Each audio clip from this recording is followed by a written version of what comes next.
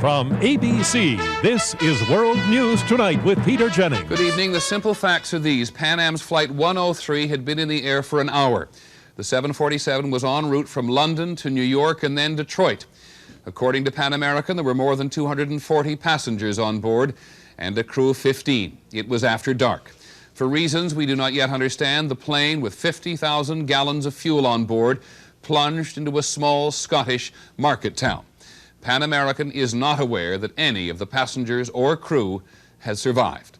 Our first report is from ABC's Barry Dunsmore. The first pictures from the scene show strings of houses on fire. Eyewitnesses say the plane hit a gas station and several houses. Others talked of a rumbling and then a terrible explosion. Dozens of houses are burning, and the fire brigade are being hampered in their attempts to put out the fires by the risk of a further explosion from the petrol station, which the Pan Am Jumbo hit as it crashed into the town. Rescue services have taken a dozen people to an area hospital. They are believed to be local people suffering from burns. There is no word, but little hope for the passengers. There's very little hope, I would have thought, for anybody who was in that plane. When it did come to earth, as people have described locally, with an enormous flash of flame, it hit very hard. Pan Am Flight 103 originated in Frankfurt, West Germany. There was a plane change to the 747 in London. 54 minutes after the plane took off, flying at 31,000 feet, it disappeared from radar screens in Scotland. Shortly after, it was seen crashing into the Scottish town of Lockerbie, near Scotland's border with England. In New York, a Pan Am spokesman said there was no contact with the aircraft before it crashed.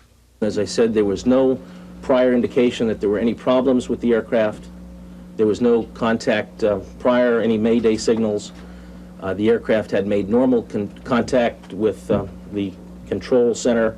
More than a dozen rescue helicopters have been dispatched to the area, while the main highway between Scotland and England has been closed.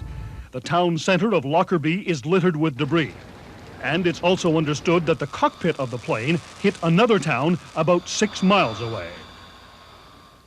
This may account for the fact that some people think there were two planes and two explosions. However, the RAF has ruled out any military plane, and it doesn't seem likely a civilian plane would have been that high.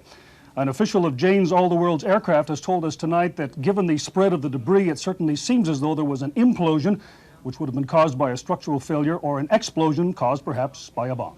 Peter? Okay, Barry Dunsmore in London, thanks very much.